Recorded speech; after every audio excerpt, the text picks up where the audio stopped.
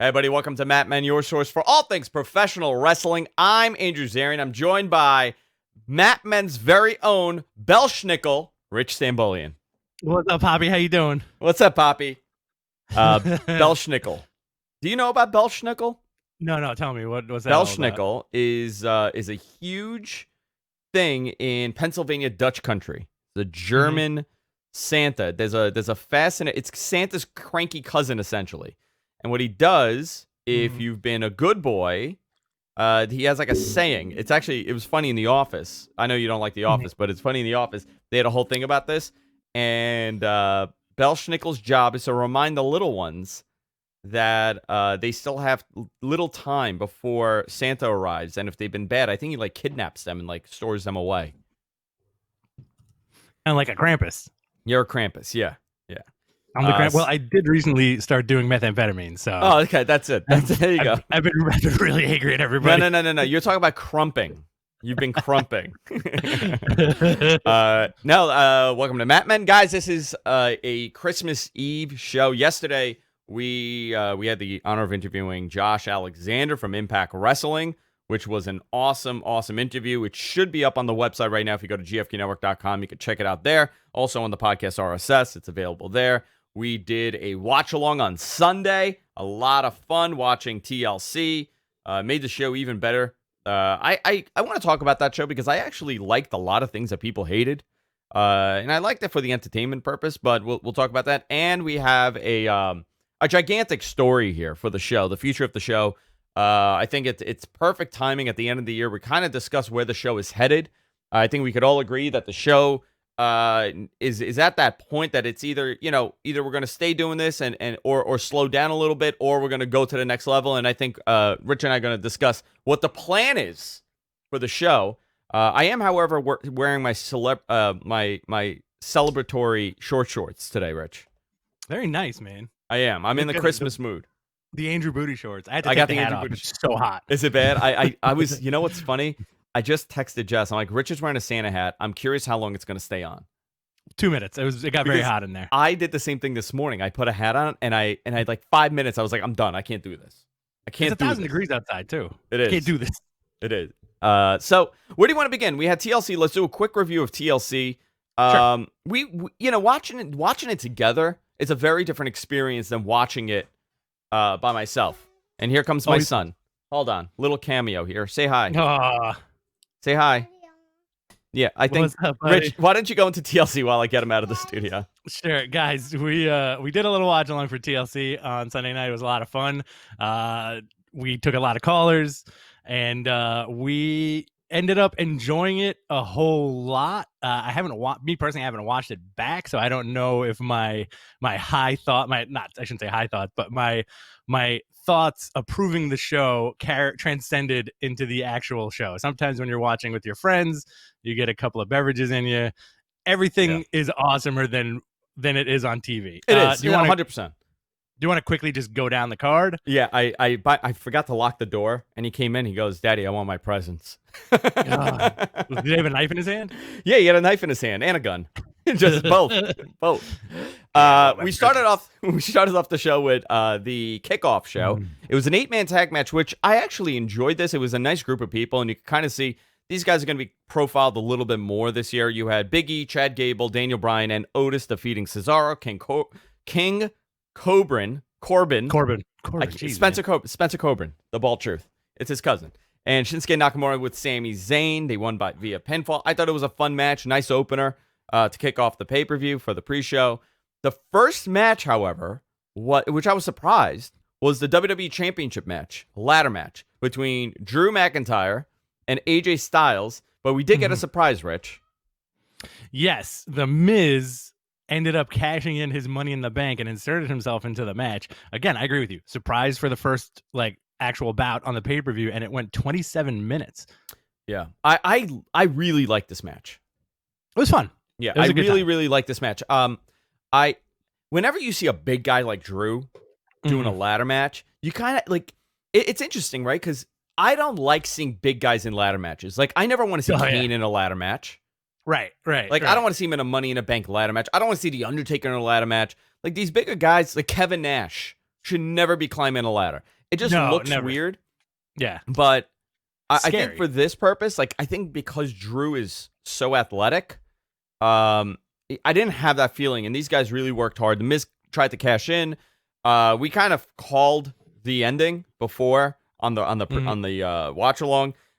Failed cash in attempt. Drew wins the match, defeating AJ Styles. Great match. Really loved it. Yeah, it was fun. It was a good match. The card was nice and quick too. So, after that, you had Sasha Banks beating Carmella. 12-minute match. She beats Carmella by submission. I did say Carmella was going to win, but then I remembered, Sasha Banks was just on The Mandalorian, so they're not going to have her lose. Best match Carmella's ever had? I think so. Absolutely. Right? I would say so. I think Carmella looked like $1 million in this match. I mean, a lot of it, she has improved tremendously, for sure. A lot of the credit definitely goes to Sasha as well, because she's phenomenal. Carmella, if we could talk about Carmella for like 2 seconds. Let's do it. So she's always struck me as a super interesting talent, because it seems like she can take what she's given and really roll with it. I thought she was going to be in trouble a couple of years ago when WWE bounced Enzo and Cass, because she was like the third part of that group, right? And then ended up turning herself into like the Mela is Money stuff, and that worked. And then the R-Truth stuff really worked. And then they put her on the shelf for a while, and now she's got the character, could breathe a little bit, Yeah. Yeah, no, definitely. Let's go. Hurt Business defeated the New Day by pinfall to win the Raw Tag Team Championship. Now the Hurt Business has 3 titles. They have the U.S. Championship and the Raw Tag Team Championship. This is the first tag title that I believe Shelton has held for like 15 years. 16 years, I want to say. 16 years, yeah. So really cool. I mean, you know what though? That guy something interesting happened with him. There was watching him, like, that generation that came in the 2000s, he was one of like the big names. People had high hopes for him. Oh, he was tremendous. They went forward, they pulled back, they went forward, they pulled back, and a lot of it had to do with his promo ability, right? He's not the best promo, but he doesn't need to be. The dude is gigantic, super athletic. Like, unbelievable. Well, he also was in WWE at a time where there were a lot of good promo guys. Oh yeah, the early 2000s, early mid 2000s. He was around the best of the best. You had Asuka, and Charlotte defeating Nia and Shayna Baszler for the Women's Tag Team Championship. Charlotte was a surprise that everybody knew on the internet. It was a fun match. Okay, fine. I thought it was going to be champions. Obviously, this is probably going to lead into a match between Charlotte and Asuka, which we saw them kind of teasing that on Raw. Yeah. So we'll see what happens with that. TLC match. Roman Reigns defeating Kevin Owens to retain the Universal Championship. I got to tell you. Okay. Here's where I start having problems. Okay. It was a fun match. They did great. But my God, the interference after interference after interference. It was a handicap ladder match. That's what it was, right? Absolutely. It was a handicap match that, and it makes you wonder, and this is such a WWE thing. The baby faces have no friends, right? I'm starting to sympathize with the heels. I actually think that the heels are better human beings now, because they're able to maintain a relationship where people actually care for them and want to support them. While the baby faces all suck, they're all selfish, and nobody's supporting anybody. You kind of hit the nail on the head with programming also, because it seems like AEW has taken the opposite approach in the last few weeks, where people have buddies backstage and they come out to help them. WWE abandoned that concept a very long time ago. Yeah. And I don't understand that. Like, you know what? Kevin Owens has to have some friends. He's a babyface, right? He's a face. Like, who could come out? Anybody could come out. Daniel Bryan could have come in and done a run-in and helped them. Anybody on that other team, who? Well, Sammy's a heel, but I know, but anybody. I don't care. Anybody. You know why? I don't understand that logic that the baby faces have no friends and all the heels have all the friends. I think the heels are just better at maintaining relationships. That's what it means. Listen, the match was fine, but it was such a schmoz where you're like, okay, there's no chance here. Right? There's no possibility. Right. But I think, again, it adds to this dynamic of the Roman Reigns character, and it still doesn't take anything away from Kevin Owens. Kevin Owens has proven himself to be like a top guy over and over again. You know, this Roman character is probably one of the best handled character changes in the last decade for this company. Oh, absolutely. Like him it's so perfect. Yeah, him and the Fiend, you know, like say what you want about the Fiend, about like a lot of people complain about him and Bray Wyatt, but again, that's one of those things. That's one of the things where I don't get. You know, so let's go into this. Sure, let's go. We had a Firefly Inferno match: Randy Orton and Bray Wyatt, the Fiend. So they did something interesting with this. Parts of the match were cinematically produced prior. The other parts were actual live. The ones that you could actually tell when it was cinematically shot based on Bray's eyes, because he had contact lenses in the pre-produced segments. They did some crazy crap on this. I mean, like really crazy stuff. I enjoyed watching it.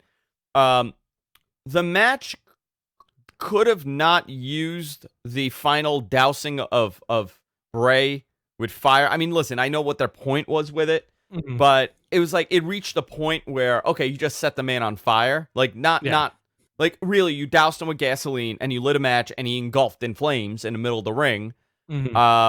Okay, so you killed him. Is this you're killing him like how you would kill the Undertaker and he would show up in 2 months, or did you kill him and he's showing up next week? Ooh, that's tough, man. That's a tough call, because they did it for that visual, and the visual of Bray Wyatt on fire lunging after Randy Orton, fantastic. Right? So I asked somebody there that exact question that you just brought up. You said it's the visual. The visual was the second reason why they did it. It wasn't the first. Like you would imagine, like, well, they want that big visual at the end, right? It was the second reason. The reason why they did what they did is to tell you and reiterate the fact that Randy Orton is the most vile human being that company has ever had on the roster. He's the biggest heel. He's the biggest piece of shit. Nobody's worse than Randy Orton, for the purpose that except one guy could beat him, and that's Edge. Okay, I like that setup. That's smart. That's a smart setup. Yeah, it's been the story of Orton for how long? You know, wins and losses also don't help or hurt the Fiend. Like it doesn't matter. So far, you know. He did lose to Goldberg, and honestly, he recovered from that super quick. He did. He recovered from that, and he also recovered from the terrible Seth Rollins angle. That kind of fell flat on his face. Listen, I like the character. I think it's really interesting. The concept of Bray, they like this character, and I see that this is a longevity. You know, the longevity of the Bray Wyatt character, the Fiend character, it could go on for 20 years. And I really wouldn't complain seeing him come out to the ring. It's less about the match. It's more about the overall presentation of this. And I get it. I just don't know how you book him going forward. Like, is it that he's just indestructible? You could beat him in a match, but you're never beating him, you know, as a whole, because he's just a creature of the night. I don't know. I think so. I think you're onto something. It would be cool if at some point the storyline goes that he's you can beat him in the ring, but he's fundamentally unbeatable unless you, and then down the line do something where it's like you need a silver bullet, you need like his birth certificate, you need I like the silver bullet thing, like a funky carrot or something, you know, McMahon's sword, you know, something. Yeah, something, and then you put those items together.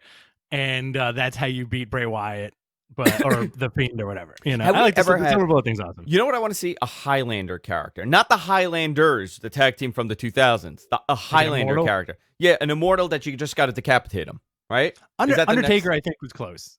Undertaker was, he's an immortal, right? Yeah, because I don't know, like one of my favorite matches of all time. The casket match where he gets buried and then shows up on the screen and then ascends. No. They lit him on fire. They didn't bury him. Yeah, well, they put him in the casket.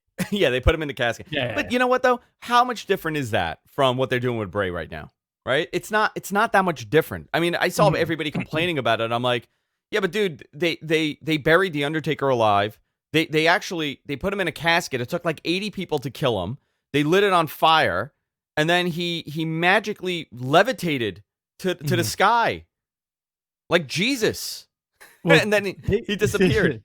They could also turn, if they really want to twist Drew's character, since he already does come out in he's a Scottish Highlander. He's got the Claymore. Yeah, If they make him immortal, I love it. That would be amazing. And you just have 10 years of Immortal Drew versus the Immortal Fiend in the epic battle of good and evil. You know what I want to see? Hulk Hogan's a Highlander, I'm sure, right? He's immortal.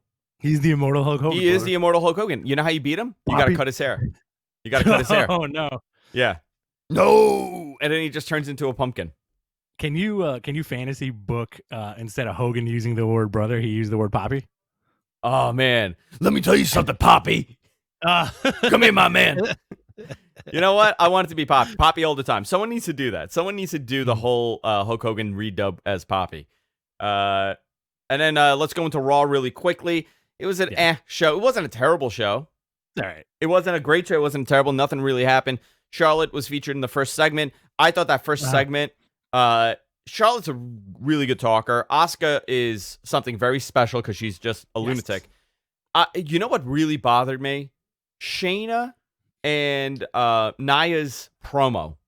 The way that it's so unnatural. And I've been watching a lot of older Raws, right? Like, I've been watching a lot of older promos and stuff. I went down a Terry Funk promo, rabbit hole the other day.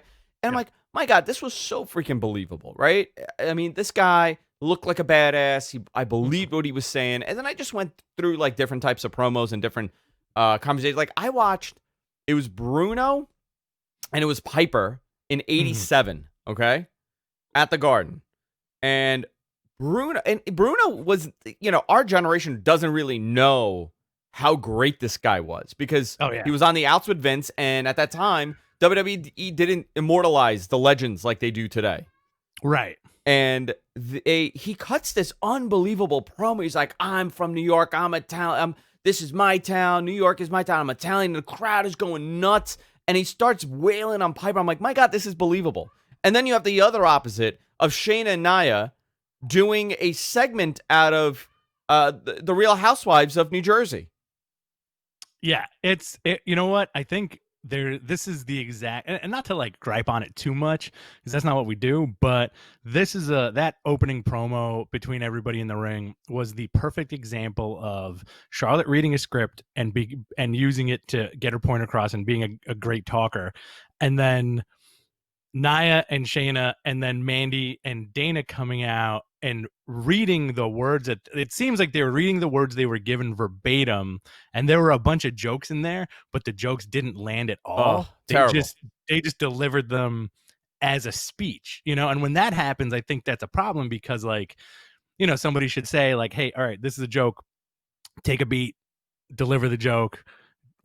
Give the icky to the camera or whatever, I think that's where you kind of get like the too many cooks in one kitchen and the end result is something just awkward. Because that was like an awkward moment, right? It was very awkward. When came out to the ring and they were saying something along the lines that Nia is Rudolph and she's got a red nose or something, but it made zero sense.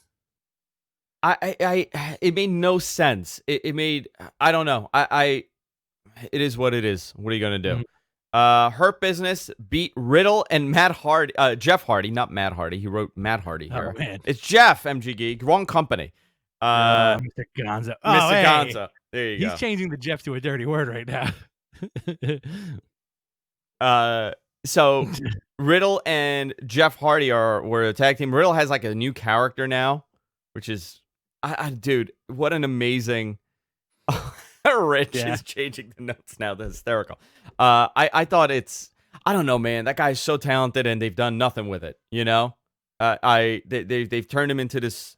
He's a bizarro RVD of 2020. Yeah. That's really what it is. He's their RVD. Without RVD got over on his own. In 420, ECW. bro. Like that's the only thing missing. Exactly. He wasn't a RVD was never a WWE creation. So now they have somebody who they can mold into their version of RVD. A guy who can do MMA, who loves to smoke weed, Do you think Riddle came into the company at the perfect time where it looks like marijuana use is going to be legalized across the board at some point? Well, that's why he wasn't there for a couple of years. He was in Evolve and he was doing all this stuff, but WWE wanted him for since they saw him. When was it? 2016. Since then, they've wanted him. Yeah. MG Geek is going to publish these. By the way, the notes. Change it back. yeah. There we go. There you go. Randy Orton and Alexa Bliss segment at that was where Alexa's on I don't know, she's like a 10-year-old kid. A lot of people had a problem with that. Yeah. They were taking that as like a sexual thing, which I didn't see. I don't know. That was the whole thing. Miz Morrison and AJ Styles versus Keith Lee, Drew McIntyre, and Sheamus. Mm-hmm. Whatever. Yeah. And I was done with it. That was it. I was done with it. I was done with That's it. it. Yeah. For a 3-hour show, right? You want to just go down NXT really quick? Yeah, absolutely. Killing Dane, Drake Maverick versus Oney Lorcan and Danny Burch in a championship street fight. Oney Lorcan and Burch retained. Jake Atlas versus Swerve. Swerve wins. Rhea Ripley versus Dakota Kai. Rhea and Raquel Gonzalez had a nice pull apart. I kind of really want to see them go at it. I feel like this is their big time. This is their Undertaker versus Giant Gonzalez. Yeah, well, you know what it is? Like, it's rare to get two, women of that size, muscular, tall, good-looking women. I'm not saying it as a knock, but not at all. This is a WWE dream match. Like, oh look, Amazons. They both have to Amazons. There you go, the Amazons. Listen, it's going to be a nice brawl between the two, so I'm looking forward to that. I also get very happy whenever I see Rhea Ripley on screen. There's something about her that I've always really liked. Yeah, she's great. You had a Gargano Christmas segments playing throughout the night, which was a lot of fun. Bronson Reed won a squash match. Io Shirai came out to challenge Toni Storm, but I think it looks like the next program she's getting is her versus Mercedes Martinez, which should be fun. I think that's going to be interesting because it feels like they have high hopes for Mercedes, so they're going to put her with Io to kind of polish her up a little bit, right? Yeah, and Io's great, so perfect person for that. Yeah, we had Leon Ruff versus Timmy Thatcher. Leon Ruff gets an out of nowhere roll up for the win. Tommaso Ciampa saves him. Do you think they're putting Leon Ruff in a position that they would have had for Lio Rush? I keep thinking that, and I think it's because the names are similar and they're both the same size. I don't know. I don't know the answer. I don't know anything about how they came up with the Leon Ruff storyline. That came out of nowhere, so I don't know if it was something that was planned or it was just like a at the moment planning. Tyler Rust versus one of the Daivaris. Tyler Rust wins. It looks like they're very high on Tyler Rust. Which we kind of want to. It's going to be interesting to see where this goes. Oh, good head of hair on that kid, huh? Yeah. Oh, yeah. That's what Pop do. I know. Yeah, that's Pop me. That's what I look for. Velveteen Dream and Adam Cole closed out the night with Cole winning with the last shot. But this kind of makes way for New Year's Evil, which is their their end of the year show or beginning of the year show. If I'm right about that. Beginning of the year. Yeah. That? No, beginning. Okay. It's on the 6th. Yeah. Hosted by Dexter Lumis, right? Yep. Velveteen is very interesting. If you see, he's lost almost everything. Man. Since everything. I mean, that's all he does is just lose the matches. So I think they're either doing this either they're done with him and this is it at this point. Like he's just either going to lose until the contract's over and they'll release him, or they are going to have him go away and then rebrand. But I don't know. That's a whole separate situation. New Year's Evil card as of now, hosted by Dexter Lumis. NXT title match, Kyle O'Reilly, Finn Balor, going to be an unbelievable match. Last woman standing match, Rhea Ripley, Raquel Gonzalez. A fight pit of Tommaso Ciampa versus Timothy Thatcher, and Karrion Kross with Scarlett versus Damian Priest. These are all really good pay-per-view level matches. Absolutely. That they're giving away on TV. I kind of want to touch on the Velveteen thing really quick. Yeah, go ahead. I had it on last night, and then my wife goes, "That's the Velveteen guy, right?" And I'm like, "Yeah." And she's like, "What happened to him?" Because like he just, it's like the whatever was behind him and whatever aura that he projected is gone. Yeah. Well, I mean, personally, I'm sure he feels that way too. Yeah. Hey. AEW last night went on after the NBA game. And it almost went into overtime. My God, we were in a text message with MG Geek, our producers, right? MG Geek and Jonathan. And we were in a text group because I wanted to watch it because I knew I wouldn't have time this morning to sit there and watch it, and we need to do a show. So I sat there. I'm like, okay, you know what? It's 10 o'clock. I actually wasn't tired whatsoever. My wife came home late because she was doing some stuff. And we were watching and having a glass of wine. And I'm like, I'm watching an NBA game. I'm like, my God, if these freaking people go into overtime. It actually was an unbelievable game. But it didn't go into overtime. And it goes right into Chris Jericho coming out. And do you know, personally, I got like 4 or 5 messages from people saying, oh my God, what happened to Chris Jericho? And apparently Twitter exploded of people that have not watched wrestling, apparently, in like 10 to 15 years that have no idea what AEW is. They have no idea that there's another company. They think Chris Jericho still looks like Chris Jericho of the 2000s. And they were just ragging on him. And AEW, my God. Oh, my God. NBA Twitter ripped Chris Jericho a new booty hole. But you know what, though? You know what's interesting? I find it fascinating that this was I guess this is the first time that they had a lead-in like the NBA, and it should be a big lead-in. There should be at least 2 million people that watch that game, 1.8 million, whatever, 2 million. Those were, I don't know if that's a good sign or not. Those are the P3s that we're talking about when we talk about viewership. These are the guys that maybe watched wrestling 20 years ago, 10, 15 years ago, and they haven't checked in at all. Like, they are done with it, right? They were fans of John Cena when they were kids, and now it's gone. I don't know how this is going to translate. I'm very curious. I hate dwelling on the ratings, but I am curious if that plays a factor in the coming weeks. You never know. I think there's going to be a holdover because it seems like from what I gathered on social media yesterday, people were watching to kind of make fun of it a little bit, like the NBA Twitter, like that crossover of the shock, the people who had the shock of seeing Chris Jericho, wanting to know what this new wrestling is. And I feel like a lot of those people kind of stuck with it. So I feel like there's going to be like a bump in the numbers this week. Even though the show was on at 10 o'clock, I had to keep my eyes open with like a vice yesterday. Hey, listen, and a lot of people are like, oh, you see, even basketball fans hate AEW. I'm like, listen, dude, who cares? It's Twitter. It doesn't matter. I got to tell you, Twitter really does not matter in the long scheme of things at all. People are watching, whatever. It doesn't matter for Raw. It doesn't matter for WWE. It doesn't matter for anybody. People like to heckle people, and that's what it is. I thought, though, the fact that they had so much buzz is a positive, which is interesting to see. I thought that match went on a little long. Top Flight, they really did a good job at profiling a lot of the younger guys, which they need to. Chris Jericho and MJF defeated Top Flight. These guys are great. The Martin brothers. Very good. Very good. Dude. Very good. They're super good. Yeah. They're awesome. The sky's the limit for them. Also, one of them looks like John Cena. Yeah, a little bit. Yeah. The lighter skin one.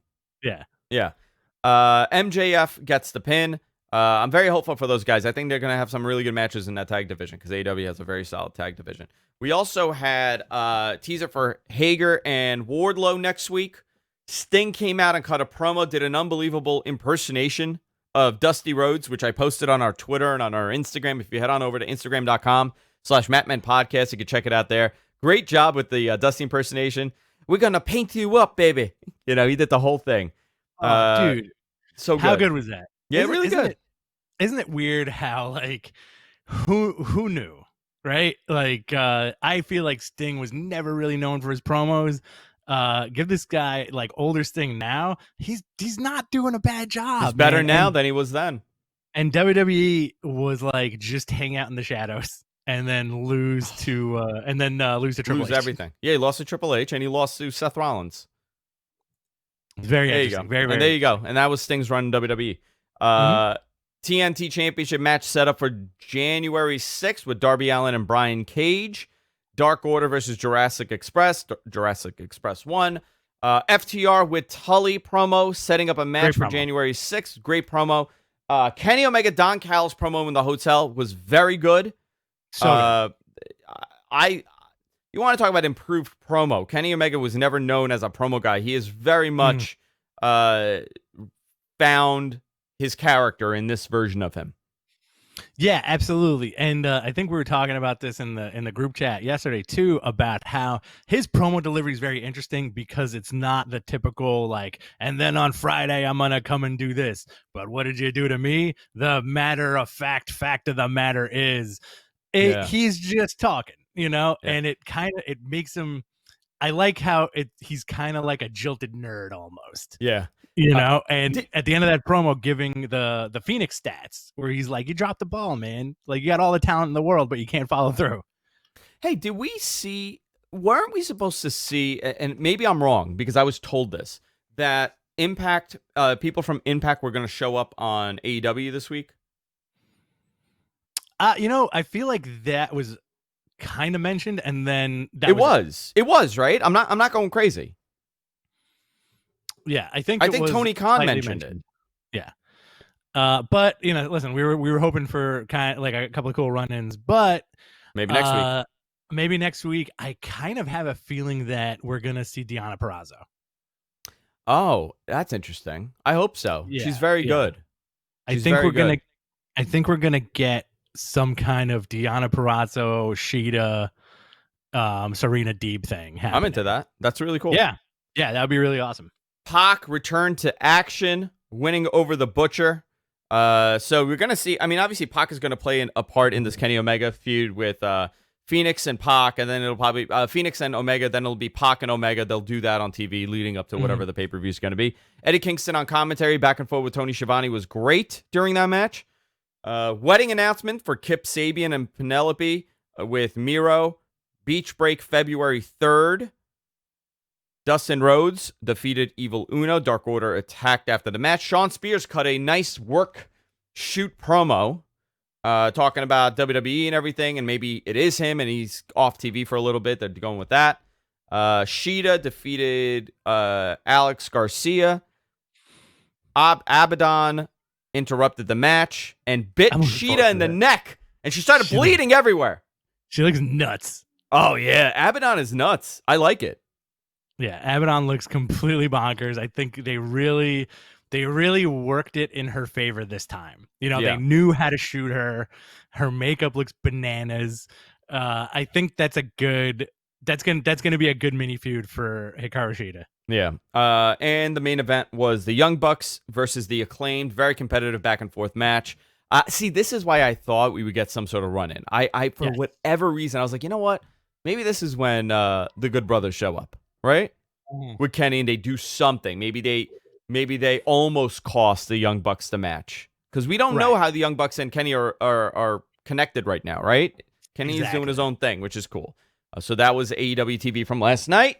Guys, before we go into all the miscellaneous news, also, and the big story here that we're going to talk about, I want you guys to do us a favor. Hit the subscribe button. We're everywhere podcasts are available. We're on YouTube. You can subscribe to us there. Subscribe to us on podcast form anywhere. And of course, you could head on over to patreon.com/MattMenPodcast and fund us there as little as $1 per episode. It goes a very long way. That's the reason why we do these watch-alongs, guys. We've been doing them almost, I think we only missed a couple of them this year for like family stuff. But other than that, we've been doing a lot of these watch-alongs and bonus stuff. I think we did the most shows we've ever done this year. Oh, absolutely. Yeah, I don't think we've ever done, I think we did like 70 shows. More than that. Yeah, probably 70 shows, which is pretty cool. Let's say 70. Let's say 70. Yeah, let's go with 70. Do you want to go into the miscellaneous stuff and then the questions, or do you want to go into the big story? Let's go into the big story. All right, do some miscellaneous and then take some questions. So here's the big story here, boys and girls. If you guys are ready for this. So we've been doing a show for like 9 years, right? About 9 years, 2011. Yeah. Oh, it's going to be 10 years. Yeah. I believe it was after the pipe bomb.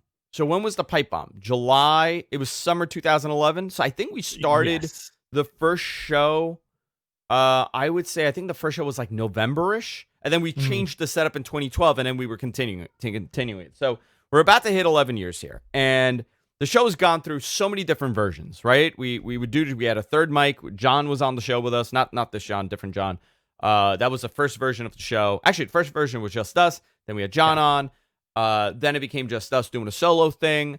And we always want to think about what's next for the show. And we've always said, if the show gets boring, if the show sucks, we end it, right? That's always been the conversation that we've always had. If we're Absolutely. not feeling this anymore, we're not going to continue doing it. And Right. luckily for all of us, we love doing the show.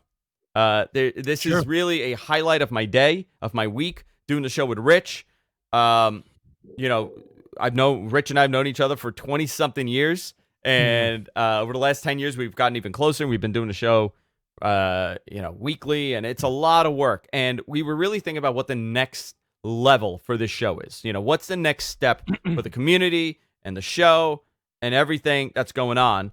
And we have a huge announcement starting on January 7th of 2021. Matt Men will be part of the Wrestling Observer family. We're going to be on the Figure 4 online website, along with the Observer website, obviously. Moving forward, this is the plan. They are right now. This show is going to go on there as is, right? Don't expect changes. Don't expect things to be different, right? Because that's always the first thing that people are afraid of. Something changes. But Brian and I, we've known each other for years. I have great admiration for Dave and him. They do great stuff on there. They have like 20 different shows, and I think they're looking to kind of expand a little bit of what they're doing there. And, the relationship we've always had has been great. And, we were approached by 2 other sites. Let me just start up by saying that. 2 other major websites out there. I don't want to name names. I don't want to go into it. I don't want to make this into like a thing of like it was a bidding war. It wasn't. We were considering one. And, I reached out and I was like, hey, what do you guys think? And immediately the answer was, we would love to do something like that. And so right now, what we're going to be doing is putting the show on there for free, not behind a paywall. Nothing is different. The content's on their website. Eventually, probably very, very sooner than later, we will be doing an extra show possibly on there. We're still talking about and trying to figure it out. That is a Wrestling Observer exclusive. That is behind their product and on there. And there's some other stuff that I'm not going to, it's still fresh and nothing crazy yet, but there is a lot more we're going to be doing. This is just the first step of this. It's the first step of, growing the community, growing the show, growing the product. I felt that, I love doing it like this, but I think that we're doing a disservice for the show and the viewers by kind of limiting ourselves. Because it comes to that point, and I always say this, like, it comes to the point that, like, we're having so much fun doing this, right? We always have. And, yeah, we make money from this. It's great. We put it in our pocket. We buy our beers. We buy our drinks. We go out to lunch. It's our extra stuff. And we're not doing, this move has nothing to do with financial gains or anything. That's not the reason. But I just felt that it was time, and Rich too, right? We've been talking about this for a while. Absolutely. It was time that we do something totally different. Take a big change to the product as far as, the branding and recognition. And I think this is it. Who better than, Brian Alvarez and Dave Meltzer to kind of help us along that way. Absolutely. Big thanks to those guys. And also, Andrew started out he started out very good on like a tease, like how long we've been doing this. It could sound like we were splitting up or ending the podcast. It's the opposite, actually. I think I could speak for Andrew when I say, like, in the last couple of months, like, we've really worked extra hard to put out content, have like a more concise show.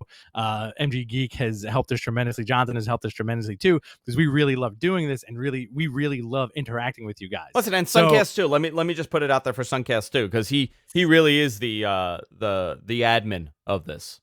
Absolutely. Suncast also, big shout out to Suncast.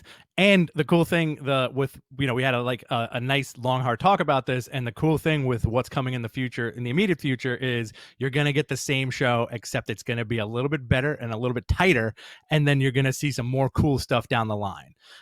You're not going to lose any of the wacky. You might get more. You might get more. Listen, Watch Along still happening. Matt Men After Dark, when we do it, it'll still happen. This show is going to stay the way it is. And then we're going to do some other stuff to go forward. But listen, I have a big thing, and I I sometimes feel like people will look at it like, well, you guys are jumping ship, but nothing's different. Listen, I'm big on controlling my product and my universe, Yeah. right? And it should just say, like, I trust Brian. I trust them to be able to put our show on there because of their track record. So to put it out there, I feel like this is a tremendous move for us. I think this is great for the community. I think this is going to be great for the show, and I'm hoping to keep growing this. The next 10 years should be fun. I'll be 47 by then. I'll be 47. Rich will be like 280. 200. I'm 272 right now. Rich will be 21, and I'll be 30. I'll be 47 in 10 years. So that's the big story here. Starting January 7th. Actually, what we were thinking about doing is that we could have done it now, but I didn't know the graphics would be ready. We're still tweaking it. Like the lower third needs to change a little bit. The graphics are going to be more visual. This is just a new. This is just like a new trial, I guess, of the graphics, which I absolutely love. Jonathan did a great job at it. So there's so much going on this year. There's going to be so much going on. The shows, listen, for you, it's going to be more consistent because now there's accountability, right? So that's the good thing here. It's going to be great. Look, I'm really looking forward to it. Congrats to you. Congrats to you. Thank you, sir. It's been fun, and it's going to get more fun. And I hope you guys are going to stick along for the ride. And it's not going to be the fans of them like knocking down our door. It's going to be our fans knocking down their door. Yeah. Yes. I hope so. Jonathan, by the way, a little side talk here. Look, I'm going to do the old school Howard thing and start talking about the back end stuff. Jonathan, could you make a little graphic for like Matt Men Comes to the Wrestling Observer or something like that we could I could put out there when I tweet this out in an hour? Thank you. So that's the big news, guys. I'm this is going to be a lot of fun. It's going to be a lot of fun. So we'll see what happens here. Let's go into all the other stuff, right? Miscellaneous stories. Obviously, sad news. Kevin Green passed away. Kevin Green, unbelievable a football artist, I was going to say. Oh, boy. A footballer. I really, you know what? It is the Observer talk because Brian does not know football, if you ever listen to him. So I think it's now seeped in. Kevin Green, unbelievable football player. Had a very short run in WCW, but my God, you know what? You know what's really funny? I remember watching Kevin Green in WCW. I think he only had like 2 or 3 matches. He never really had a lot of matches. He was still playing football while he was in WCW. And he had a match with Flair. And I think he like attacked Mongo. I got to go back. But I remember Kevin Green, and I was always impressed by him. They did a good job of protecting him. So unfortunately, he passed away age 58. SmackDown ratings on FS1, 1.030 million. They did actually very good. 1 million views on FS1, and nobody knew that they were on FS1. So good sign there. We have a Raw Legends Night coming up January 4th. So this is interesting, right? Here are the legends announced. Hulk Hogan, Ric Flair, Kurt Angle, Tori Wilson, and Beth Phoenix. Also advertised, Sergeant Slaughter, Carlito, Mickey James, Tatanka, the Native American Tatanka, IRS, Michael P.S. Hayes, and Alicia Fox on Legends Night. So we were talking about this. I don't know if it was you or I was talking to somebody else. But my God, you know what they got to do? You want to get obviously this is a ratings pop to pop the angles that they're shooting, right? You're going to bring Hulk Hogan and Ric Flair. People are going to tune in, and then they're going to watch the angles that you're doing, so you better do a good job. Here's what I would do. I would say Raw gets a little bit of attitude. Forget about calling it Legends Night or Old School Night. Raw gets attitude, and you change everything. You do the Attitude Era font. The ring ropes go to red. You do a big pyro opening. Do the Attitude Era intro with updated guys. People do this for fun on YouTube. Bring the announce table where it's supposed to be. Do the whole thing. Say Raw gets attitude and shoot your hot angles. Do the best job that you can and pop that rating. I'm telling you right now, what would draw a better rating? Raw going back to Attitude Era, and you could do something cool. First hour is PG. Second hour goes to PG-14. Do something different. Think outside the box. I'm telling you, more people would be drawn to this than seeing Ric Flair, Hulk Hogan, and Kurt Angle with Tori Wilson and Beth Phoenix showing up. Yeah, I like. It's fine that they're doing it great. I have no problem that they're bringing out these guys for try to pop the ratings a little bit. But how much time and how much time is everybody going to get? You know, like the Undertaker retirement segment got me a little worried about that as a fan, because you had the intro to all these awesome dudes coming out, right? Savio Yeah. Vega, Godfather. They stood in the ring for 2 seconds. Mick Foley, Kevin Nash. They stood in the ring for 2 seconds, cut to commercial, came back. Undertaker was there. And that was it, you know? So, like, is Hogan going to be in a backstage segment and look at the camera and say, "Oh no, Poppy"? You know, And then, no, Poppy. You know what? I want the Fiend to return. You want to end the Fiend's career? The Fiend shows up, gets into Hulk Hogan's face. Hulk Hogan looks at him, rips his shirt off, and goes, "Oh no, Poppy." Oh, so good. That's the end of Raw right there. That's the end of Raw. That's how you end all of wrestling. Wrestling's over. By the way, submit your questions. Get your questions ready and submit them. We're going to be answering them in about 2 minutes. It could be also about the going over to the Observer website. Let's see. Royal Rumble date made official for January 31st. So I'm actually surprised by this date. Do you know why? Why? They have gone to the they normally don't run that. They run the 23rd. So I think what they're doing is buying themselves an extra week with the hopes that there's going to be some sort of change to have people in that building or have more people in that building. You think so? I spoke to someone yesterday and they alluded to that. You know, that they were saying that the goal has always been, I mean, first of all, the goal was to have a live crowd in July, right? That was happening. And then Florida just got really bad. And then the goal was September, and then it was November. And things just kind of spiraled in the fourth quarter for, people getting this. So right now, they are playing with the idea that they could have some people in that building. Listen, it's Florida. AEW has had a tremendous amount of people there compared to previous weeks. The Buffalo Bills, for their playoff game, I believe July 9th, are going to have like 6,800 people there because our governor here in New York wants to go to a football game, so he's deciding that he wants to have people in that building. So I think possibly by January 31st, maybe things are going to turn around a little bit, and they're going to be able to say, okay, you know what? Maybe we could have a couple thousand people here, 2,000 people in that giant building. It's an outdoor stadium, so they could do it. SmackDown match is scheduled to air Christmas Day. We have spoilers here. So I'm not going to go into the wins and losses, but I'll tell you the matches. Great. Charlotte and the Raw Women's Champion Asuka will defend their Tag Team Championship against an opponent to be announced. Intercontinental Championship match, Sami Zayn defends against Big E. WWE Universal Championship, Roman Reigns defends against Kevin Owens in a steel cage match, brother. So that's the big. I heard, because MG Geek was in the audience, so I'm not going to go into the full spoilers here, which he has for me, but I recommend watching it. It was cool.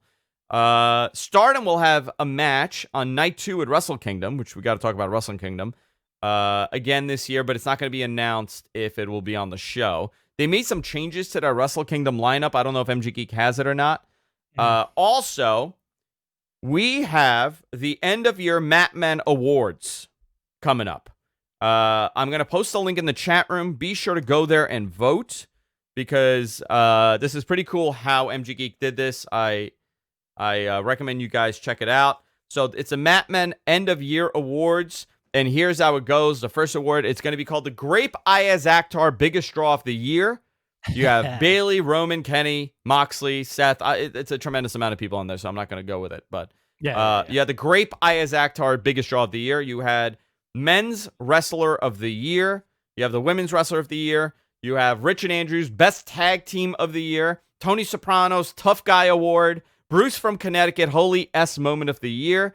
I have a Boner Match of the Year. Shit in My Laundry Basket, Worst Segment or Match of the Year. 2020 COVID Special Best Cinematic Presentation Match, which we had a tremendous amount. I think people don't realize how many we had here. We had a Boneyard Match, Stadium Stampede, Backlot Brawl, Money in the Bank, Corporate Ladder Match. We had the Firefly Funhouse Match. We had Tooth and Nails, Elite Deletion, and the Wyatt Swamp. And we had more. We had the bar fight between Jeff and Sheamus, and the one final beat, Johnny Gargano and Tommaso Ciampa. The Intern Deacon Loser of the Year. MG Geek Almost Died Return of the Year. Andrew versus the Persian Potato Best Feud. By the way, that thing started COVID. I'm positive. It was that freaking potato. Your That Persian freaking potato? my Persian potato, yeah. And Sean and Lakeisha's breakout star. So these are all, you could go to that link that we posted, and also we'll have it in the show notes, the link, and you can go there and vote for your best moments of the year. All right, guys, let's do our Q&A. Submit your questions in the chat room. Rich is going to read them because I don't know how to read. I don't know if you guys know this. I think hopefully now with 2021, we can get Andrew the help he needs to teach him how to read. Yeah, I'm actually blind as a bat. That's the biggest problem. I can't see anything in the chat. Should we start introducing you as the illiterate Andrew Zare? The illiterate.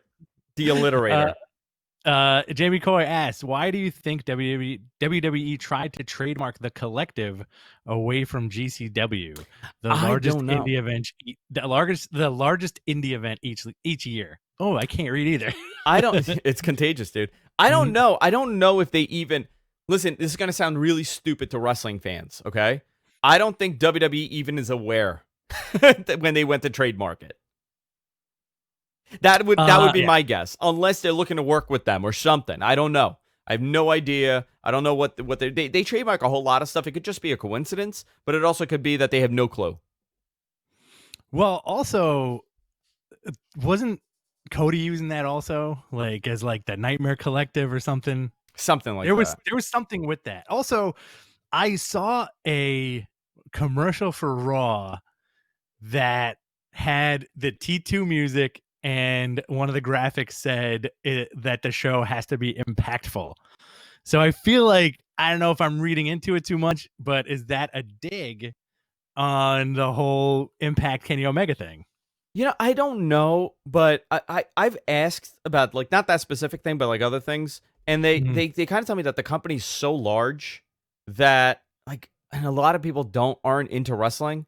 It's just something that somebody maybe said, and someone gets the approval to do it without thinking that it's going on. Oh, I got a good question here. Yeah. Did you guys have any terms for jobbers when you were kids, calling them wimpy guys? Oh, yeah. I probably did with my cousins. Maybe there's losers. I don't know. They've always been scrubs. I've always been scrubs. These scrubs over here. You know what? Let me just say something here. That Collective trademark thing, because it's GCW.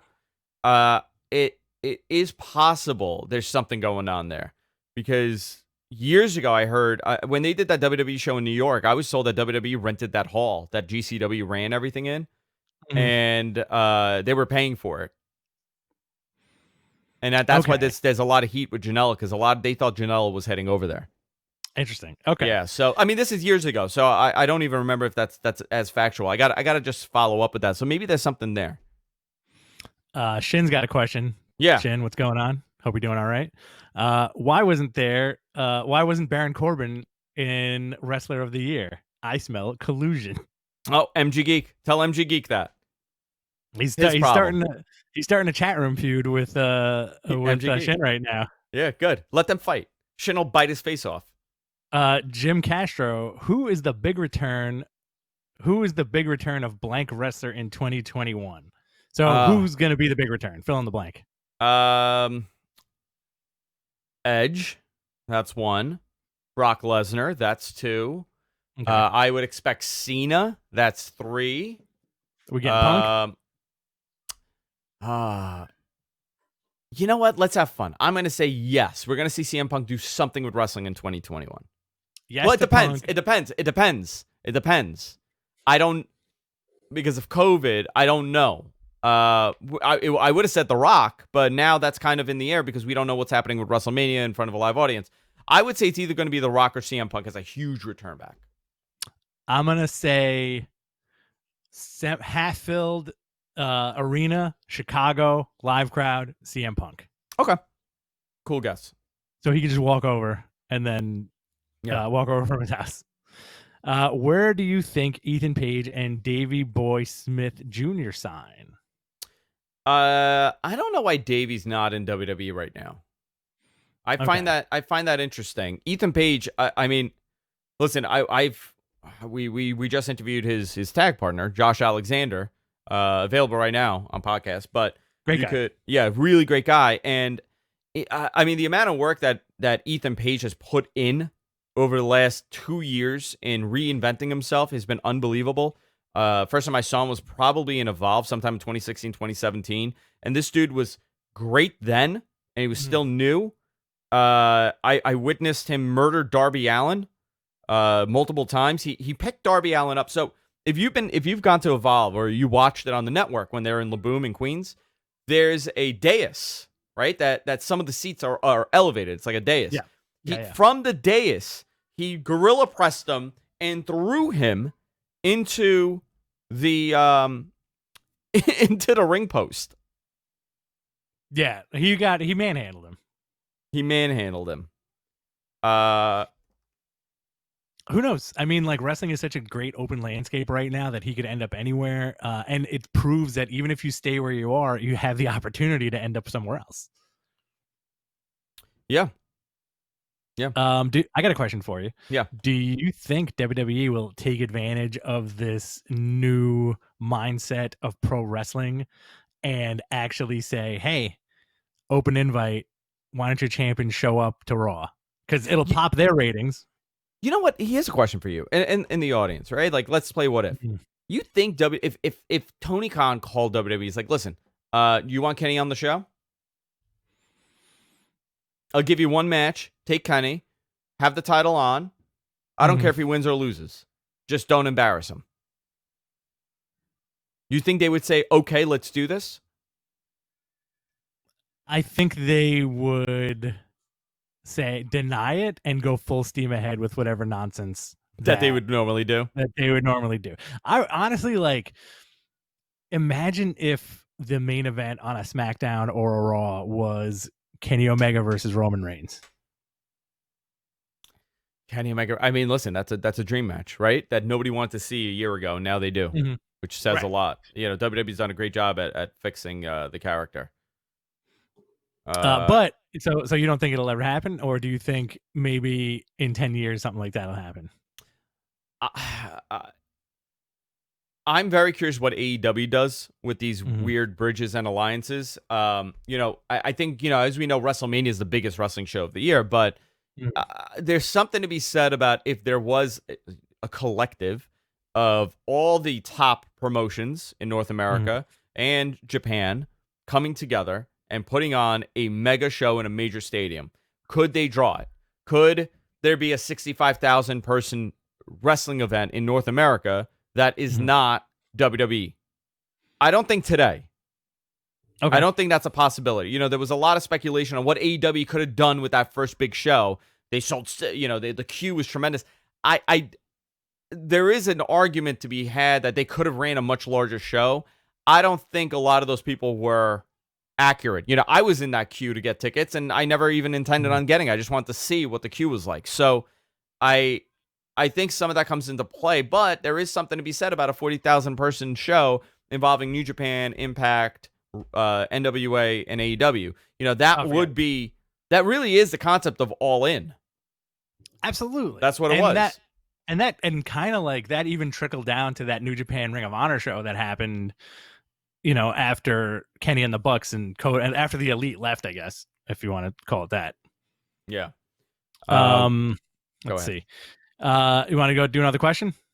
Yeah, let's do another one. Josh asks, so what did I miss? Josh said, what did he miss? The big announcement.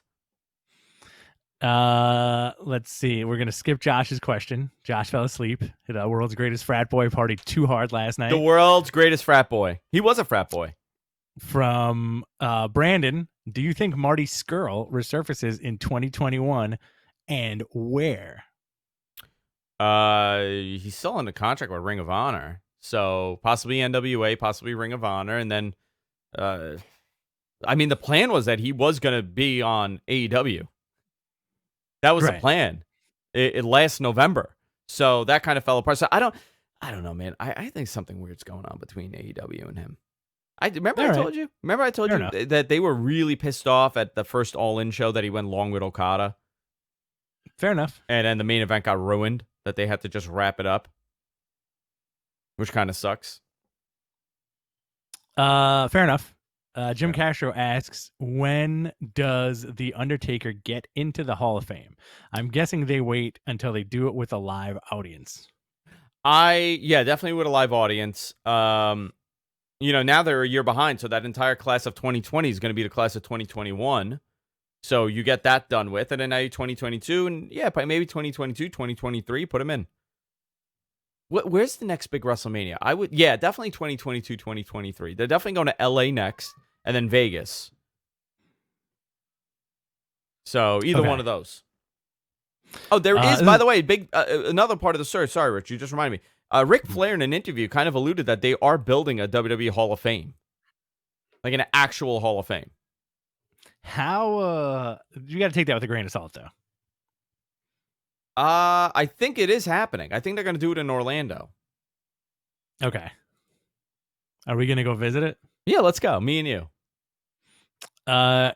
Bob Hazelwood in the chat asks, are the Von Erichs going to move to AEW or WWE in 2021, or are they going to be satisfied with MLW? It depends how serious they are about it. I don't know what the interest level is. I know that WWE was looking at them. I don't know what AEW's interest level, but that's a great get. The legacy of the Von Erichs. But I'm not sure how full-time they are. Same thing with, what's amazing, though? Think about, in the 2000s. We got to see, Ted DiBiase Jr. was in WWE. Didn't go anywhere, right? Good worker. Really good worker. Didn't go anywhere. You had, all these guys. Lacey Von Erich was in Impact for a long time. So I don't know. I'm very curious what they do with them, because you don't want to waste them, because they're very good, but they're still new to this. So I would say stay in MLW for a little bit, I think so too. I think, again, the landscape is changing. I think it could change even more when we get more live crowds, or when the states open up just a little bit, Yeah. What else do we have? Let's see. Derek asks, could Jon Favreau write better storylines for the WWE? Absolutely. Jon Favreau did a great movie with, who was the one that played Jean Grey in the X-Men franchise, the original one? Famke Janssen. Okay. Jon Favreau had a a romance drama comedy called Love and Sex that he was in. And that was the first time I saw Jon Favreau. That's the only thing I could think of Jon Favreau. The whole Marvel thing makes no sense to me. That's all I see him as. But it was interesting that his counterpart in the movie was Jean Grey, which is fascinating. Also, you're not a big Star Wars guy, because he totally took charge of that franchise. Okay, I got to tell you, I am a fan of The Mandalorian. As older as I've gotten, I could appreciate Star Wars more. I don't get the culthood behind anything like that. Do you mean that's my only problem? You don't get why it's so popular? Or you don't get why people go so nuts for it? Why people go so nuts for it? It's fine. It's a great movie. They're fine. I'm telling you. I'm going to tell you something. I feel bad. I really do, for myself, that I'm not as into Star Wars as I should be. Me too. I feel bad for you. That's what I feel. Does that whack you out though? It's weird, right? Because I'm into all that stuff except Star Wars. You know what? Your reasonings make it understandable why you don't really care for Star Wars, but I do feel bad for you, as from a fan's perspective, to be like, oh man, this guy doesn't know about Star Wars during Christmas. When I was a kid, my father would put me in a tiger box and force me to watch Star Wars on repeat. Return of the Jedi was on for 20 hours straight a day. What a great movie. We had that on all weekend too. By the way, I'm joking. I said that in a very serious way, and Rich didn't laugh. I'm joking, guys. It didn't happen. No, I know. Jonathan's asking another. What are you going to watch Wonder Woman? Yes, I am. Tomorrow? I am really into this. I don't, and people are telling me it's going to suck. I don't care. I'm really into this. I love the 80s aesthetic, and I think it's a great spin on the Wonder Woman character to see it take place in a different era. It's going to be fun. Good cast too. Yeah, very good cast. All right, what else do we have? Last questions. Yeah, let's take the last questions. When will PCO debut for AEW? Hold on. Oh my God, I got a cramp in my leg. Ooh, boy. Ooh. I need to eat a banana. I need some potassium. I don't know what they're doing with PCO. Do you know that his new thing is that he's like a judo grappler? Get out of here. Yeah, so he over quarantine, like he's been training judo, and it's so bizarre. If you watch the last Ring of Honor show, like he's doing like judo moves, also playing a monster. I found it so interesting to see him do that. It's like, remember when The Undertaker decided that he's going to become an MMA guy? Yes. It's like that. No, you like he's gonna change his name to like Big Evil, like Big PCO. Big PCO, yeah. I think the big question is going to be, what's Ring of Honor going to do in 2021? Oh, we got a good show. We got a good show. We got a good question. We do have a good show. Bunker 707. Will the show also be on YouTube or just The Observer? It will be on YouTube as well. Nothing has changed. Like the way you consume the show, you're going to consume it the same way. Nothing is changing with that. You're just also going to be able to watch it on the Wrestling Observer website on f4wonline.com. Yeah.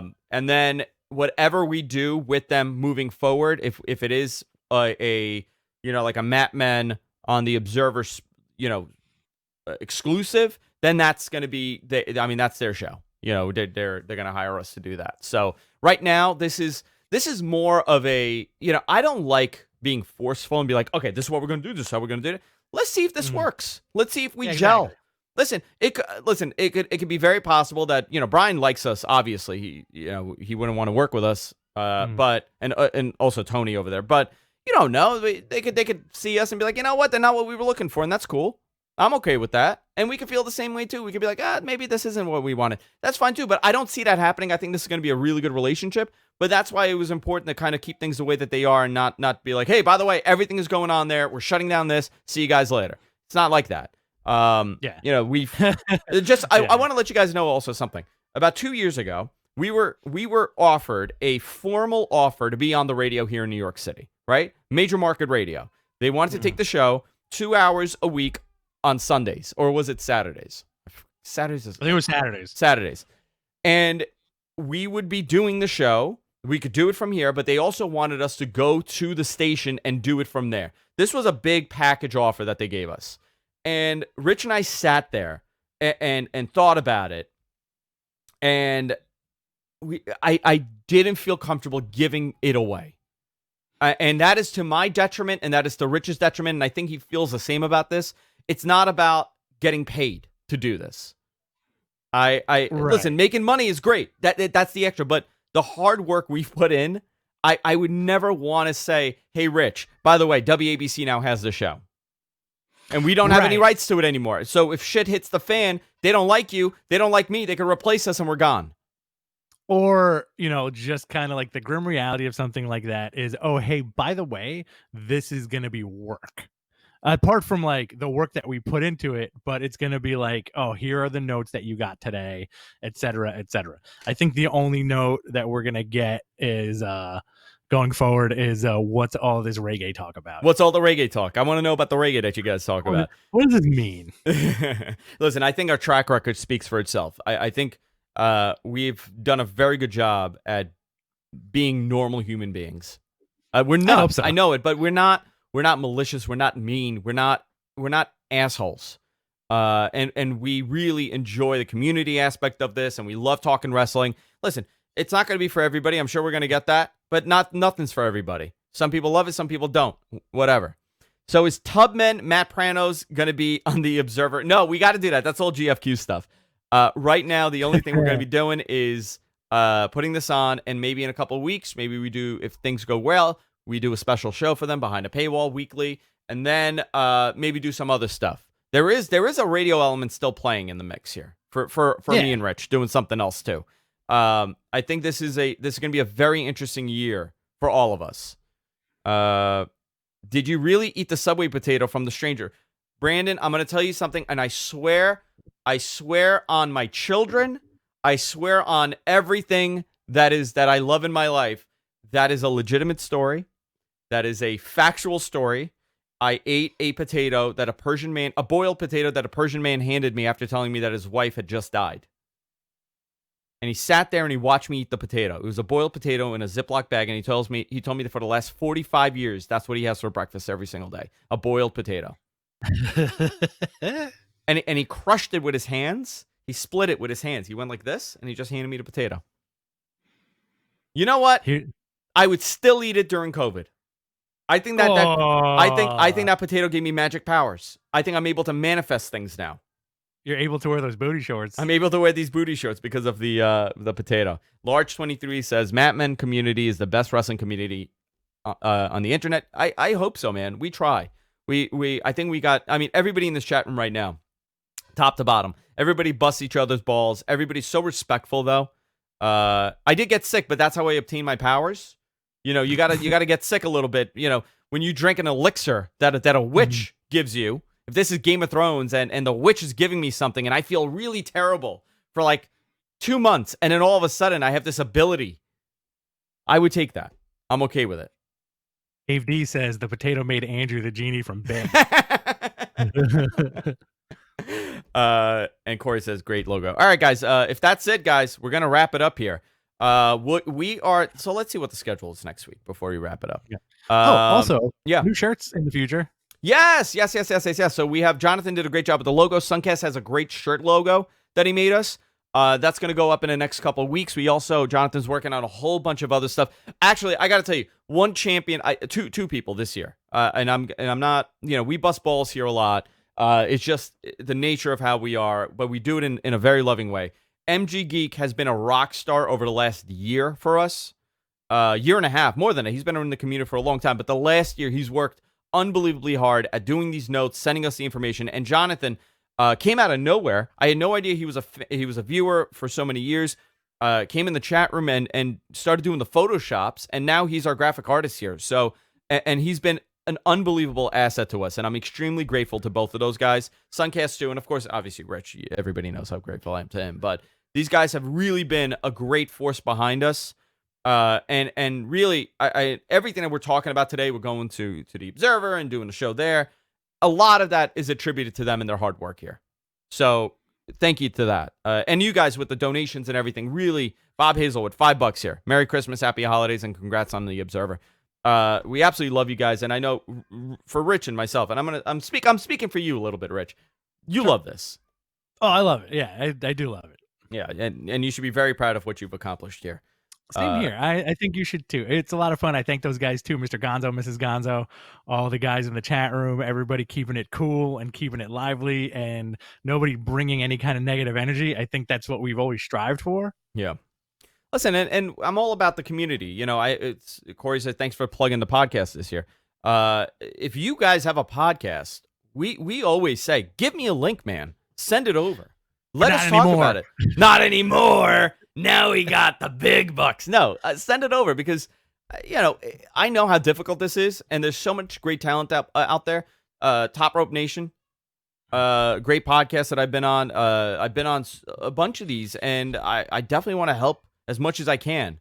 I told you that story. There was this one guy that told me to go F myself when I started doing a podcast, not this podcast, but in general, 12 years ago. And after that, I swore to myself I would never do that to anybody else. Yeah, straight up. Never do that to anybody else. And I stick by that. I don't care how bad your show is. If you want me to tell you, what I see wrong or what I like, just send it. And I'm not saying this because I'm better than you. I have the eyes and the experience of doing this for 12, 13 years. Engineering wise and stuff like that. So it's been a wild year, and I think next year is going to be really one of the best for us as a community and as a show, and I'm extremely grateful for each and every one of you. With that said, let's wrap it up. Next week, Rich, hold on. Next week, do you want to do New Year's Eve? Oh yeah, hell yeah. Okay, let's do a New Year's Eve show.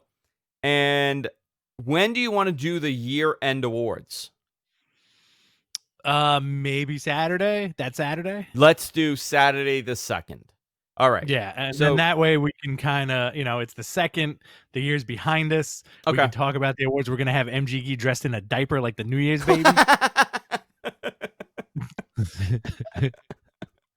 He's going to have a little baby bonnet, and he's going to have a little rattle and a little sash that says 2021. I saw the visual. And a pistol just for good measure. In the diaper.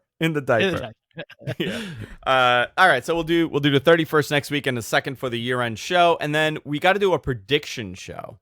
Yes. So this is what we'll do with the predict. Maybe we could kind of combine the two. We'll do our year-end special, and we'll do our predictions. So the way that we'll do the predictions is we want you guys to submit your prediction questions to us, and let's see if we're right. So we'll do that, right? Okay. Like we'll do whatever, and then obviously we got Wrestle Kingdom coming up the following week. You know what? I don't know if this is asking too much of everybody, but we've never done this. How would you feel about a 3 a.m. watch along of Wrestle Kingdom? You know, what day does it fall on this year? You know, that groan told me everything I needed to know. No. I'll tell you why. Because if I don't need to be in Manhattan, yeah, great. It's the Wrestle Kingdom 15, Yeah, which is kind of cool. I can't believe it's gone. January 4th and 5th. January 4th and 5th. Monday and Tuesday. So it's Sunday into Monday and Monday into Tuesday. So Sunday at 3 a.m. on the 3rd. I don't know. Let's see. Let's see where my life leads me. Sure. And then Thursday, January 7th, we debut on the Wrestling Observer Figure 4 online website. Beautiful. So listen, guys. We'll see y'all next week. Next week is the last show of the year. Love each and every one of you. We'll see y'all next time. Peace, babies.